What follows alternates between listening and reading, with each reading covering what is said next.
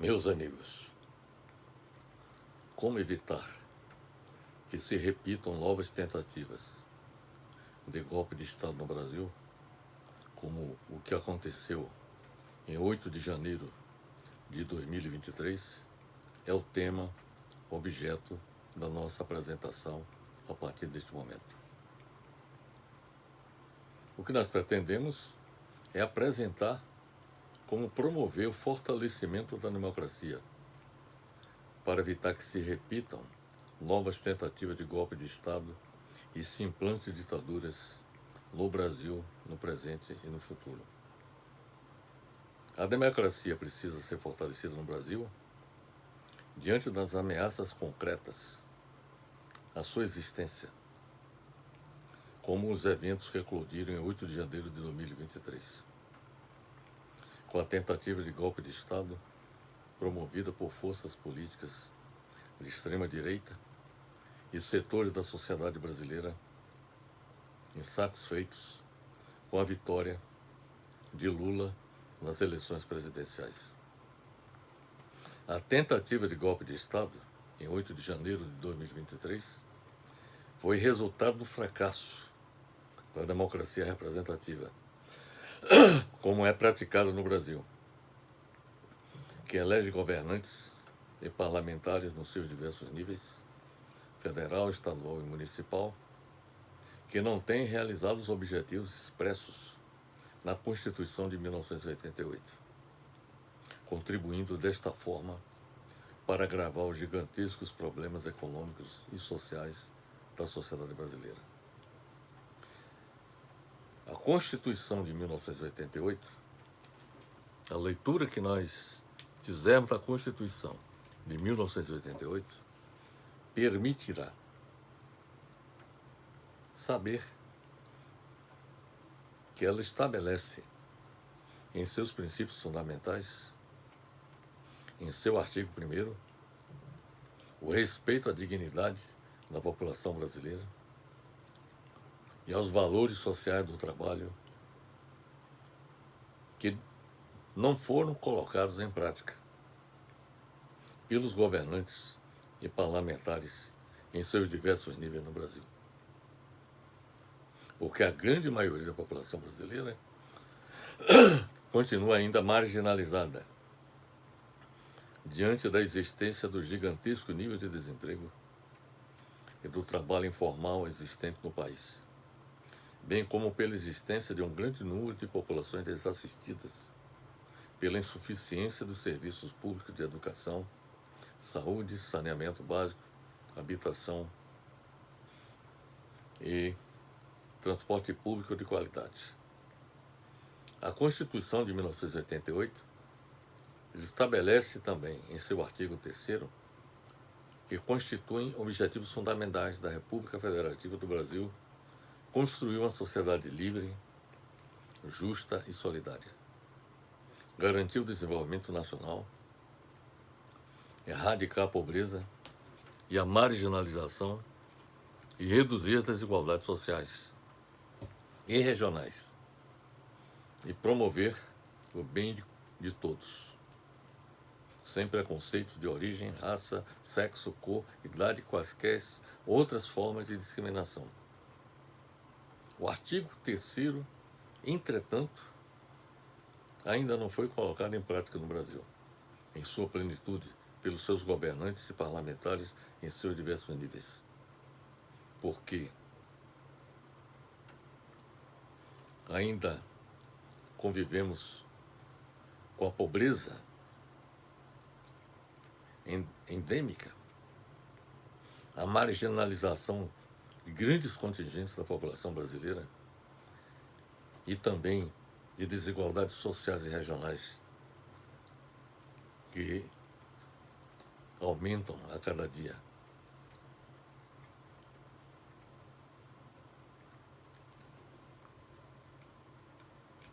A Constituição de 1988 estabelece no artigo 5º que todos são iguais perante a lei, sem distinção de qualquer natureza, garantindo-se aos brasileiros e aos estrangeiros residentes no país a inviolabilidade do direito à vida, à liberdade, à igualdade, à segurança e à propriedade. Entre os pontos presentes nas cláusulas pétreas está a igualdade entre homens e mulheres perante as leis. Entretanto, nem o artigo 5º estabelece que todos são iguais perante a lei, nem a cláusula pétrea, que estabelece a igualdade de gênero, ou seja, entre homens e mulheres, apesar de ter sido colocado, e isto está inserido na Constituição, não tem sido colocada em prática na sua totalidade. Apesar de não ter sido colocada em prática em sua totalidade, a Constituição da República Federativa do Brasil tornou-se o principal símbolo do processo de redemocratização nacional, depois de mais de 2 décadas de ditadura militar. Ela se contrapôs diretamente à Constituinte anterior, de 1967, considerada a mais autoritária das constituições brasileiras, que entre suas medidas estabelecia a suspensão dos direitos políticos de qualquer cidadão, a censura da imprensa e o poder absoluto para o presidente da República fechar o Congresso Nacional. É oportuno observar que a palavra democracia, de origem grega, significa, pela etimologia, demos, povo, e kraten, governar.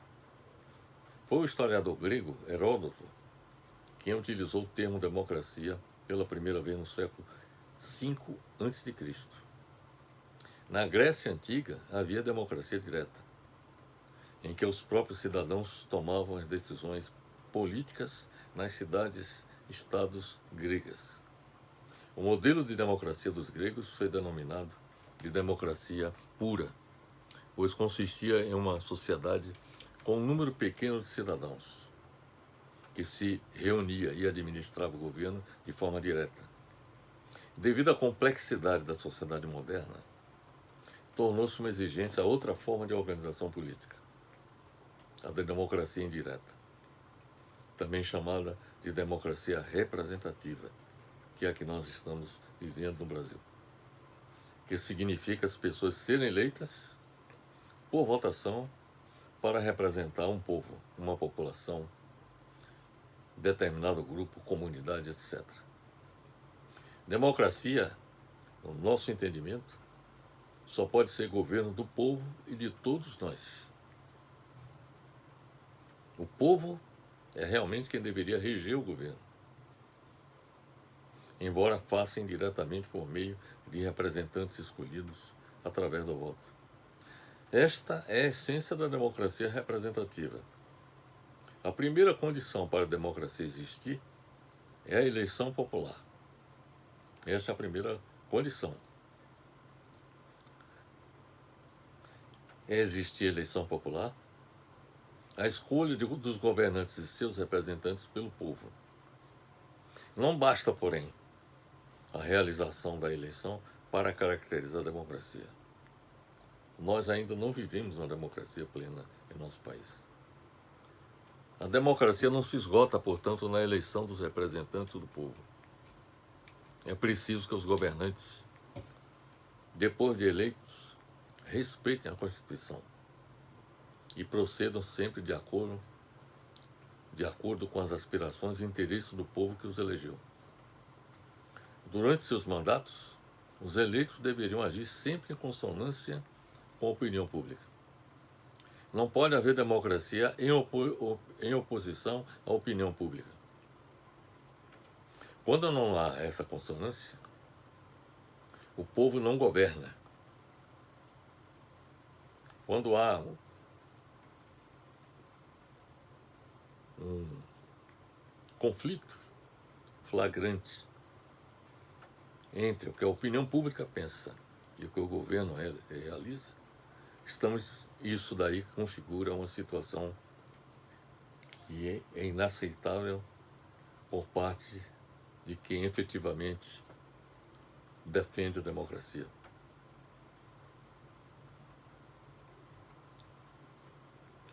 Portanto, quando não há essa consonância, o povo não governa, embora eleja seus governantes, como é o caso do Brasil. A democracia representativa no Brasil manifesta sinais claros de esgotamento, ao desestimular a participação popular, reduzindo a atividade política a processos eleitorais, que se repetem periodicamente, em que o povo elege seus representantes, os quais, com poucas exceções, ou seja, poucas exceções em termos de representantes, após as eleições, passam a defender os interesses de grupos econômicos, em contraposição aos interesses daqueles que os elegeram, como é o caso do Brasil. O que é prometido em campanha eleitoral é, com raras exceções, abandonado pela maioria dos dirigentes do Poder Executivo e pelos parlamentares após ocuparem seus cargos eletivos. A partir deste momento, passam a prevalecer os interesses dos próprios governantes eleitos e dos financiadores de suas campanhas eleitorais, que nem sempre correspondem aos interesses da grande maioria dos eleitores no Brasil. Na prática, tudo funciona como se em cada eleição no Brasil o povo oferecesse a cada dirigente do Poder Executivo e a cada parlamentar um cheque em branco para fazer o que quiserem após ocuparem seus cargos eletivos. O que se constata de fato é a existência no Poder Executivo e no Parlamento de um grupo de eleitos sem controle social e cada vez mais distante das reivindicações dos cidadãos. Tudo isso explica porque várias cláusulas expressas na Constituição de 1988 não tenham sido cumpridas pelos governantes e parlamentares em seus diversos níveis no Brasil. A ausência de controle social dos eleitos e seu descumprimento com a Constituição de 1988 e seu descumprimento com as promessas de campanha só tende a reforçar a ideia da inexistência de diferenças substanciais entre os partidos políticos, em que muitos deles se transformaram em meros cartórios eleitorais, e aumentar a frustração com a democracia representativa e as instituições políticas no Brasil. Para fazer avançar a democracia no Brasil e aperfeiçoar a democracia representativa, torna-se indispensável a institucionalização da democracia participativa, com o povo deliberando, em última instância, sobre planos e orçamentos de governo em todos os níveis, federal, estadual e municipal, através de plebiscito ou referendo, como já acontece em vários países europeus, particularmente na Escandinávia, considerado atualmente o modelo ideal do exercício do poder político, pautado no debate público entre governantes e cidadãos livres em condições iguais de participação. A democracia participativa significa os cidadãos se tornarem parte, se sentirem incluídos e exercerem o direito à cidadania, ou seja, ter vez, voz e voto. A participação dos cidadãos não pode ser entendida como dádiva ou concessão, e sim como um direito. As instituições políticas existentes no Brasil, desde 1988, são uma conquista democrática. Isso é indiscutível. Isso ficou demonstrado no dia 8 de janeiro de 2023, quando as forças democráticas, as instituições democráticas do país se opuseram à tentativa de golpe de Estado e puderam barrar processos que estavam em curso no dia 8 de janeiro, cujo objetivo era a implantação de uma ditadura em nosso país. E essas instituições políticas existentes no Brasil desde 1988 são uma conquista democrática, como eu já disse, do povo brasileiro, frente às trevas da ditadura militar, que durou de 1964 a 1985.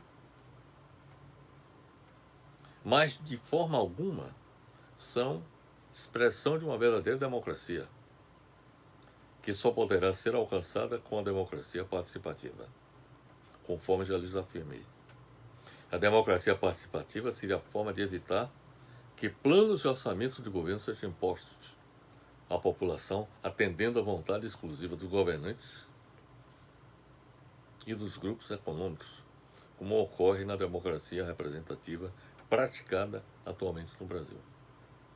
O insucesso da democracia representativa no Brasil foi um dos fatores que contribuiu para que setores políticos de extrema-direita, e isso é um ponto que é necessário considerar, foi um dos fatores que contribuiu para que setores políticos de extrema-direita passassem a negar a democracia, pugnando pela implantação de uma ditadura, como solução para obter dias melhores, na percepção deles, sem corrupção em todas as esferas do governo, na percepção deles, sem uma justiça elitista que decide em benefício próprio, também na concepção dos golpistas, e sem um parlamento que protege interesses escusos através de orçamentos secretos e leis que garantem os interesses dos de cima e castigam os de baixo.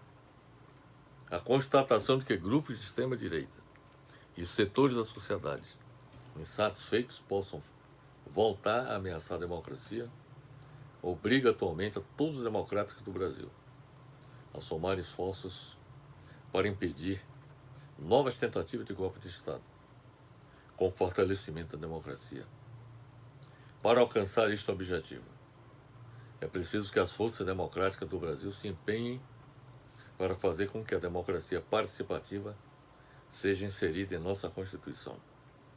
Haja vista que esta é a condição sine qua non para barrar as tentativas de grupos políticos de extrema-direita, neofascistas, de destruir as conquistas democráticas alcançadas com a Constituição de 1988 e implantar uma ditadura no país, no presente e no futuro. Estas são, portanto, meus amigos, as considerações que eu queria fazer, aproveitando que amanhã, 8 de janeiro, completaremos um ano em que houve uma tentativa de golpe de Estado que, felizmente, não foi bem sucedida diante da resistência que aconteceu, implementada pelas forças democráticas do país e pelas instituições democráticas que barraram a tentativa de golpe de Estado visando a implantação de uma ditadura em nosso país. Portanto, são essas as considerações que eu queria fazer e mostrar para todos vocês claramente que, se nós queremos evitar que novas tentativas de golpe de Estado possam acontecer no nosso país, é preciso que a nossa democracia representativa ela se torne também participativa, ou seja, que através de plebiscitos ou referendos, a população, de modo geral, delibere sobre planos e orçamentos de governo em todos os níveis, federal, estadual e municipal. Finalizo deixando um forte abraço para todos.